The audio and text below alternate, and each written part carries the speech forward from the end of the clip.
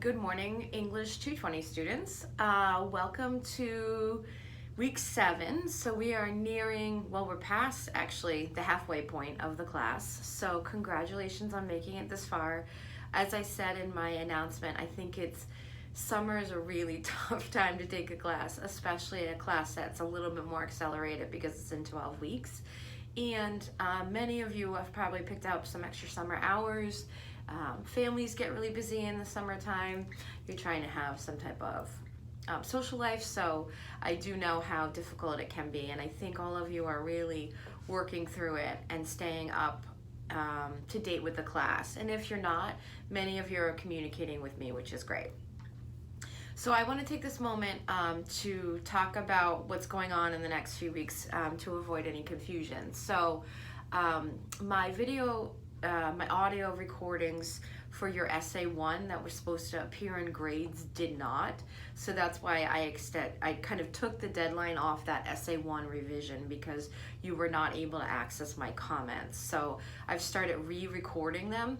It's really not that complicated of a thing, and I'm not sure why this time, coupled with something that happened in my personal life, just delayed the whole thing. So you will get a little recording about your essay 1 in where you see that assignment in grades. It will show up as I showed you in that picture as a little audio clip, and you can hear my comments about essay 1. So I told you that deadline's extended to whenever you need it to be because of the mishaps. So I just think try to get it done before July 4th just so that you feel better. We can close the book on essay 1.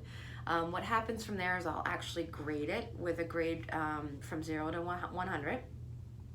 And you can revise it from there. If you're dissatisfied, let's say you get a 72 or an 86 or a 91, congratulations, then you can revise it from there. I don't take the average of the two grades, I just give you the grade that you've now earned. So if it was a 72, but your revision is an 85, congratulations, you got an 85 on it. So keep that in mind. This isn't the last time you can work on essay 1, but I do have to get to a point where I assign a grade to it after you've revised it.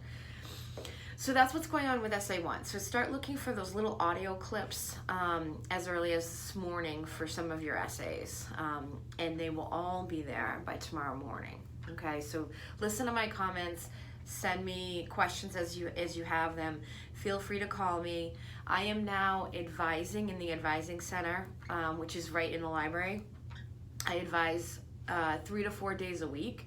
So advising can be sort of busy sometimes, but you can actually find me and see me in the library at some point between 12 and 5, Monday, Wednesdays, and Thursdays. So if you did just want to pop in and ask me a few quick questions while I'm in advising, feel free to do that. So that's essay 1. We're working on essay 2, and what I've noticed is that many of you have picked very good topics. I've had questions about like how local they need to be, and the reason I say local is because I really want you to try to connect with them in some way, and if something's happening in your small bubble, then it's much, I think, better and easier to invest in it in a larger academic project. So we're trying to make sure you have some contact and some research with it locally. That's what the community interviews are for. I've had a lot of good questions about community interviews. They really can be email, they can be a phone conversation. I don't want it to slow the progress of your project down.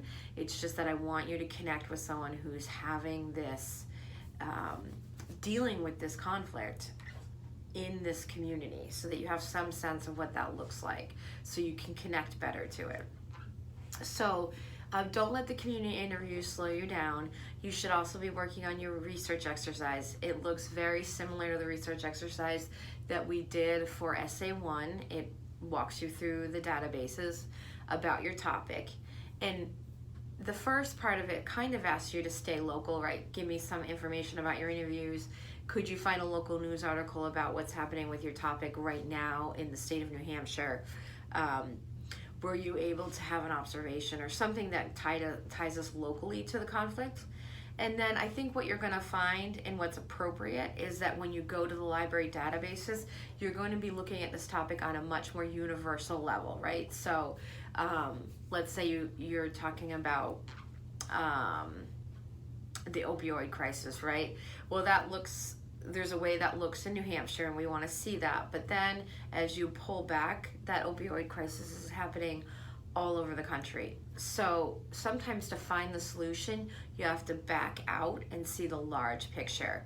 And that's what I'm hoping that you'll do in your research for this, is that you look more globally at this issue and see what other people are doing to solve it. Because essentially this paper is about what is the conflict and how are we going to solve it. Those are the two primary questions for this topic. I gave you an Essay 2 planning sheet that I really, really encourage you to use. It is not required for you to turn it in, but I encourage you to use it. If I had to, as I said last week, if I had to set this paper up into sections, the most appropriate problem solution paper follows this guideline. You set the context of the problem. You talk about, there's usually some conflict about how to solve it. Let's just take the opioid crisis for a moment. There's people who really don't believe in Narcan. There's people who don't believe in safe drop-off zones, or the very controversial needle program, right? So there's a lot of controversy there probably surrounding these topics, and until we talk about some of that controversy, it's really hard to solve the problem. And then it's important to discuss consequences, right? So if this conflict is not resolved, like what does this world look like if it isn't? That's a hugely persuasive moment in your paper, because it says this problem is so important, and these are the effects or the consequences if we don't take care of it. And then the most persuasive moment in your paper is that you're going to present, and I would say, a few solutions to the problem. There's not one neat little package that we can tie the bow on with these very complex topics. So we need a few solutions, and it could be things that have been tried in other states that are working. It could be, I think that's sometimes the best type of solution, is examples where this is working someplace else, and to show us that this could work here, right? So when you're doing your research, remember, look at that Essay 2 planning sheet, because those are some of the things you're looking for. You're looking for, okay, what is the problem? Give us 2 paragraphs about what the problem is. Give us 2 paragraphs about places where people are arguing about the problem. 2 paragraphs about consequences if we don't solve it. 2 paragraphs about what we should do about it. That is like the cleanest, most organized problem solution essay that you can do. 2 on the context, 2 on the arguments, 2 on the consequences, 2 on the problem solution.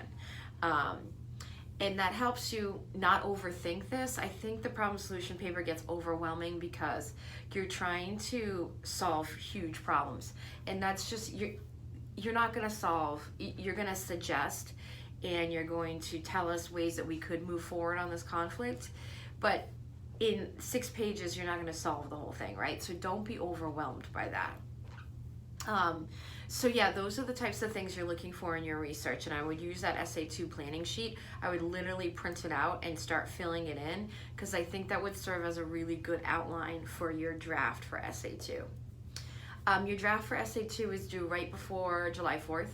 So again, it'd be really nice to be 2/3 of the way through this class by the holiday weekend, having Essay 1 written, having Essay 2 drafted. I think you'd feel really good if you were in that place before the holiday weekend.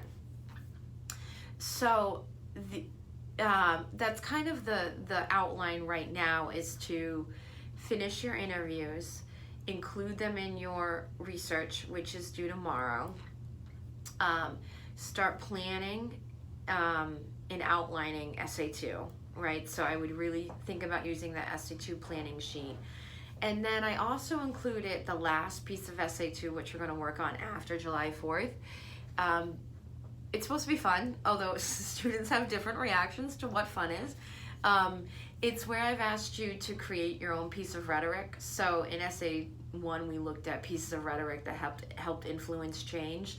To keep that thread moving through the class. Essay two is about kind of raising awareness about a problem that's happening that has not really been resolved yet. So I'm asking you to create your own original piece of rhetoric to go along with your paper.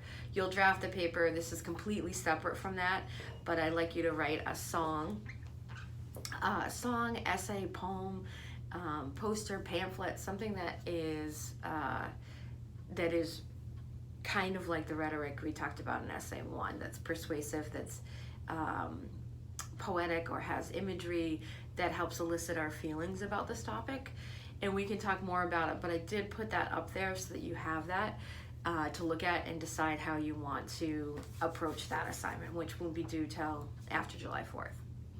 So at this point, your priorities are to look at my recorded comments for essay one and think about how you can improve on that, and to start drafting and planning essay two after you've finished your research. So feel free, as you always have, to call me, to email me, to text me, to drop into my office. This is what it looks like. And let's connect if you're lost or overwhelmed. But I think you're all doing a really good job. And I did want to say, the All Dogs Go to Heaven was a really interesting discussion. So I'm going to give you all some comments on that. You certainly met the challenge, and I hope you had a little bit of fun with that. It was very, I think it was a very big challenge to talk about that in a logical way, and I could sense a lot of your frustration, but I think you definitely delivered, so congratulations on that. So you know where I am, and good luck on finishing up your research and your interviews and starting to plan for essay two. Stay in touch.